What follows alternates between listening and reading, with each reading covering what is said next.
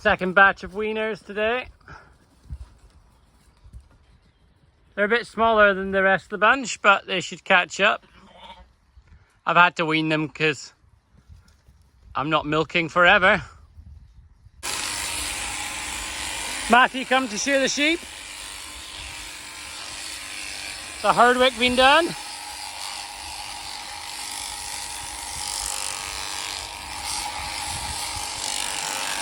This is what we've to do. Just about 21 sheep, 22 sheep to go. 22 sheep in total rather. We've done about 4 or 5. Hot sheepies. There we go. Here's the ones that don't need sheared. It's not got any belly. I might have to change the comb cutter, and then once you've done the belly, you tilt it around and you work up here.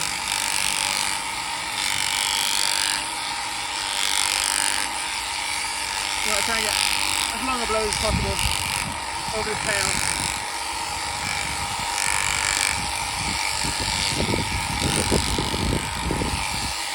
So that's okay, as long as you can over the top is good, like that. Yeah. Because then you've got less to do on the other side. Now you lift them up through the neck.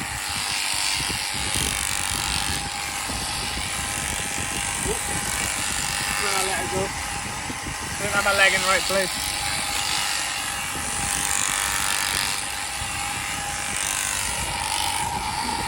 Don't want to get across. You want to get onto the long blow as quick as possible. And actually lie her down like this. With your knee in here.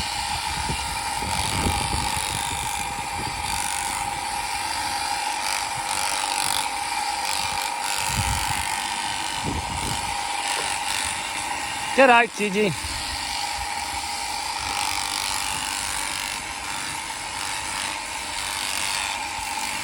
She's a bit sticky still. Not fully risen. Get out, Gigi.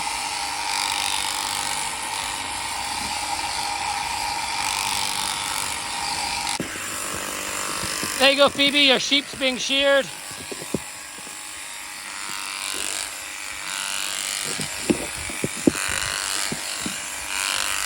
Got good handlebars. Good handlebars. It's actually ran at me before with the horns.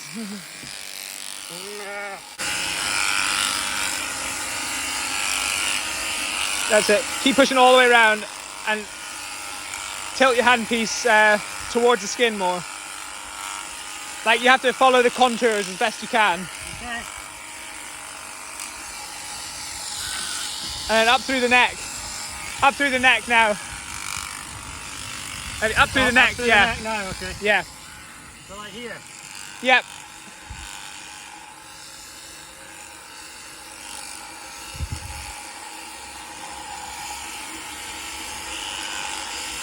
That's it, over the shoulder.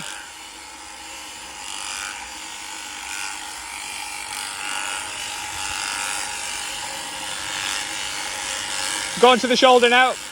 No, like, sorry, her, here. And then you can get into the long blows.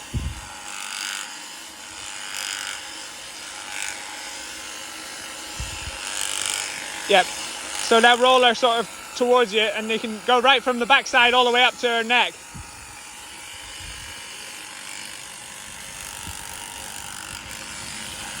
Hard to serious cutting it. Yeah, you just have to go for it and follow the contours of her body.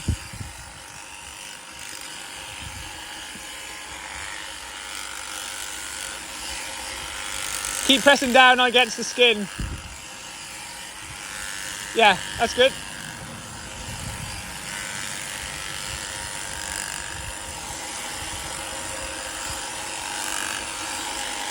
Up. That's it.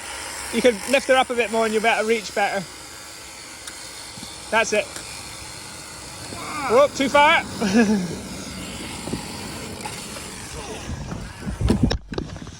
You've got a sheep? Yes. They're not like that. Not exactly like that, but yeah, you went too far and she flipped right over.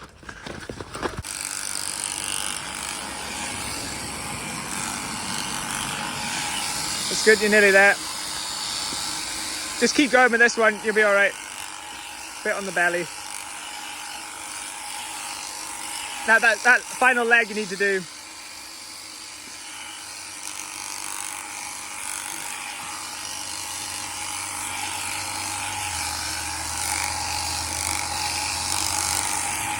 Wee bit sticky there. Well, a bit of a noisy time. We're just dozing a bit of wormer we only do worms twice a year, sometimes once a year, but we're doing it because we're seeing a bit of sign of worms. But I just thought I'd show off. Look at this fantastic lamb yeah, so look at this fantastic stonker. You know, I don't know where mum is. None of these are mum that are around, but that is a beast of a lamb, that, you know, must be 30 kilograms already. So yeah, we're putting some Crowvect on to protect from flies. They're absolutely getting swarmed. You can't really see, well, you can see there a bit. There, you know, the twitching ears, they are just getting swarmed by head flies. So just to keep the flies off them, give them some respite. It's nasty stuff, this, terrible for biodiversity, but hey-oh, it's tricky not to use it. But there we go. There you go, last pen, done. They do not look pretty this time of year. She looks skinny as well, but she's fine, that girl. She is one of her oldest ewes, pink tag, green is slightly younger, white is only about a year old. So you've got the whole spectrum of age here. She's a year and 3 months, and then that's actually 3 years. We're missing the 2-year point. That's 4 years. So yeah, we've got the range of ages in this pen. Back to a very skinny black ewe. Yeah, milking hard. There you go, back out on grass. Away to find mummy. I'm probably just in time to do the school pickup. What a hot, hard working day. Got a bash in the face as well, sadly, by a gate. Went right boing.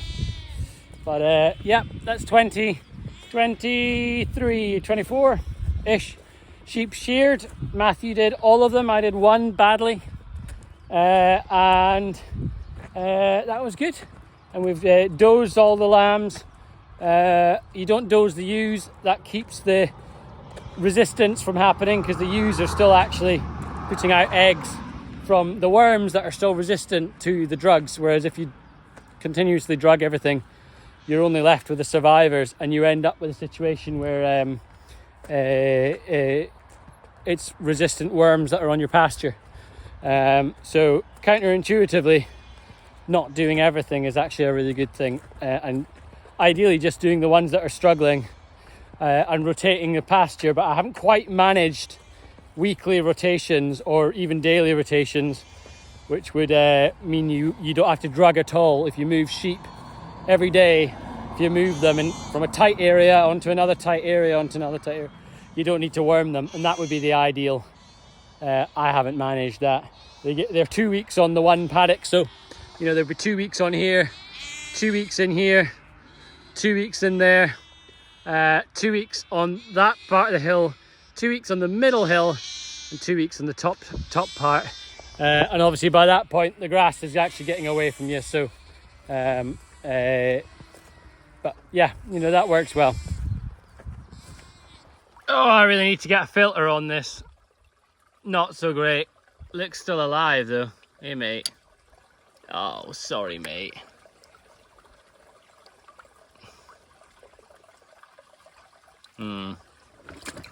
Not looking very good.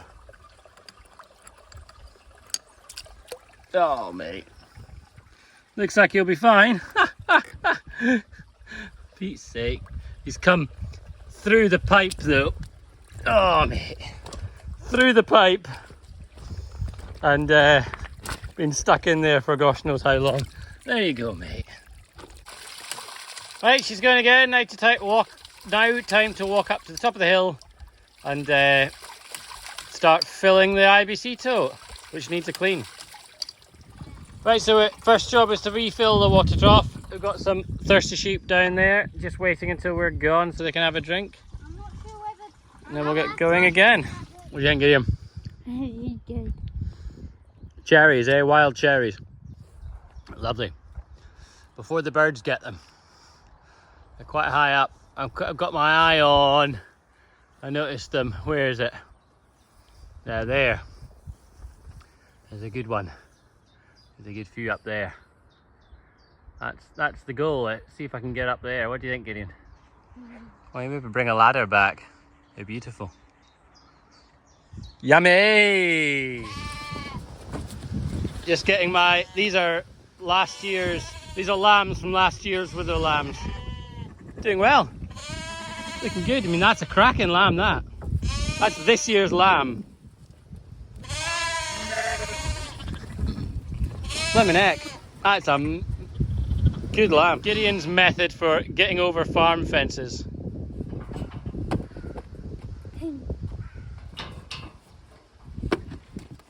Do you want to film Daddy's method? Yeah. You got it? So what are you filming? You got it? Yeah. Daddy's method. How'd you do that? So what weight are you, Gideon? Oh, 15 kilograms. That's 15, the other is a 25. 15 kilograms. What weight are you again? 30 something? 35. 35, okay. Go on then, pick up the bag, show us. Show us how it's done. 25 kilogram bag of animal feed. Don't break it open though. Get my hand under it. There you go. Ideal, mate. Ideal. Start them young. So this is the water system, hopefully completed. You've got pipe coming up the hill. This is the very top of the hill. Way over that second hill is the stream. So it comes up one hill, down, then up again. There's also a water trough over there. So if that water trough is empty, this doesn't work. So it fills that water trough first, that's down there, then comes here. Then it comes into this tank. So it's not perfectly clean, this tank. But it's just mud that's in this tank, sadly a bit of dirt. But you can see down there the water trickling. I've actually cleaned this tank out about 3 or 4 times. It's quite difficult to get it clean when you're up the top of the hill. And that's your flow rate. That's how much water I've got to work with. So it's difficult to clean. I filled it up and swished it around and emptied it a few times. But you can see it's filling up there. Now the idea is this: it's on a slant, so all the sediment and the junk will sit back. And then it'll sink to the bottom and it'll flow up. Now when it gets to this level here, it'll start rising back up the pipe until it's reached this level here, which is about halfway up the tank, at which point it'll then start flowing this way and fill up the water trough that is in question. So there's a few things we can do. We could turn the whole system around and it would do the opposite. It would fill up the trough before the tank, because the trough would be on the downhill slope. So I'm going to leave it overnight and we'll see what it's looking like. But this way means the tank will hold all the sediment and the sediment won't be pushed down the pipe to block stuff. So this is the better solution for making sure the pipe remains clear. Well, we'll see how we get on. And this is said water tank that hasn't actually moved its level in about 5 days. They're not actually drinking, are they, Gideon? No. I think thing is, sheep don't really need to drink when there's water in the grass because they're eating it all the time. It's just gonna be... But on dry days... If it keeps on raining, it's just gonna be that, then it's gonna rain and it's gonna go up. Sounds like it's filling up. And it is. Okay, so it must actually be filling up this the same time as the other tank. There must be enough pressure in the pipe to be filling up the tank up there and this. Oh, that's good. Could just become a scratching post. It's not actually... you probably could fix it. But It's a perfect time for thistling. What? It's a perfect time for thistling because they're very mature and they're just about to burst. The plant's put all its energy into producing that flower. And if you knock it off at the bottom, at this point of time, it won't come back. So getting a plant like this, thistle, I believe this is a spear thistle. So getting that spear thistle at this stage, right down there, is it's a biannual. So it produces a thing at the bottom. The next year, or in the same year if it's had a long good season, but usually it's 2 years, it'll then produce this flower spike. And by whacking it like that, it's got very little left to put energy back into the plant. And I would say 7 times out of 10 at least it'll die. So it's a fantastic way to get rid of thistles, is waiting and not doing them until this point, Gideon. This is the point to do them. Chop them any sooner and they'll come back. A thistle in June will be back soon. A thistle in July is sure to die. So we've no idea how this happened, because we counted all the ewes when we sheared them. Somehow we've done some bad maths, because this one ewe has been missed, and we've also been driving around the field several times and never spotted her. So my theory is this is rotational grazing. We haven't been back to this spot for a long time, so my theory is that she's been hiding in the woods here and has come out when the sheep have rejoined, because she definitely wasn't with the flock. She's an okay, she's good weight, she's milking, she's got a lamb at her feet, which is good. Lamb is just over there somewhere. But what's good to spot, why I picked her up today, if we open inside this, if you're squeamish, it's probably not worth looking. What you see there is adult maggots there having a chomp, which is absolutely disgusting. I know. So this foot has got an infection. It's called foot rot.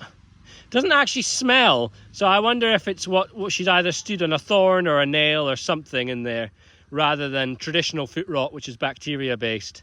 I think something's gone in there, it's got infected, maggots have gotten in, and they will just completely destroy that foot, and they would work all their way into this fleece, and this ewe would be gone. And there could be another infection zone for maggots, so we're actually going to old-fashioned way. This is all we've got. This is the drug for treating fly strike. Put that on the ground just now, Gideon. Can I shear it? No, it's got foot maggots. We'll show you them in a second. This is the. It's not the. There's an older style butterfly clip for shearing, but this is the modern equivalent of that. So this is for hand shearing. So we're going to have a bash at hand shearing, mate. You want to switch your quad off so it's not burning fuel? Can I go shut the gate? Yeah, you can if you want, and then switch it off. Thanks, mate. All right, let's get on with hand shearing, Benji. Yeah, don't itch his face. I'm holding it. Go on then, see if you can slide it. Slide it in. Don't pull up on the wheel. Yep, slide it right the way in. Yep. Now hold it flat and now squeeze together. Watch your fingers. Me? No, I didn't. Why? There you go. That's good. You took a chunk off there. Why didn't you do it what's with better? me? What's better? In a minute, Gideon. In a minute. If you slide it flat, okay, then you shouldn't cut. See, and you can slide it all the way through. So that clump that's there, let's clean this off a bit. You come in at the side of the clump, slide the knife in and under, and look, the clump's coming away. Can I try? Yeah. Slide it in. Slide it in and under. Look, it's a spider. Oh, it's a spider, yeah. Ah, go off of me. And then, right, now snip. Good, well done. Now, believe it or not, a floating knife like that's more dangerous than one that's actually Sorry, it's a whole sitting against the wheel like that. You're not going to cut it. It's scary. You're not going to cut it if you're actually flat against it, because look, you're not going to cut it if you're flat against it. Yeah. All that Kind of like if you put scissors on a piece of paper. Yeah, to the to the side. You're not going to cut it. Where you are going to cut it is if it had folds of skin, or if you pull and then cut, then you'll chop a circle out. But that's how you do it. Right, go on then, get in. Wait, you're pulling too hard. Come in flat over the. You're going in with the tip of the cutter. That's how you cut into it. Nice and flat. Yep. Confidence is one thing, but confidence and wrong technique is going to end up with a cut. You're going you're getting deeper there. So the way you're cutting now is quite dangerous. But there you go. You got a flat. You need it much flatter, mate. Here, watch. So coming along the body like that and flatter. That's the way that you're gonna chop. Okay. Oh, wait, let me. You grab that. The sheep is escaping. Yep, good job. We got a nice calm sheep rider. Well, let me get you a bit of wool to cut. There you go. Cut that back bit. Yep, that's a bit Go better. like that. Yep, along the direction of the body. There you go. You're quite deep now. Where you're cutting is quite deep. Right, now let me take over. Get you. There you go. We've crow vector foot and antibiotics and sheared her and treated her for fly strikes, so she shouldn't get any more maggots. But we'll check on her, and you know, every day we check this place, we'll check her specifically, and you know, maybe give her another treatment in a couple of days' time.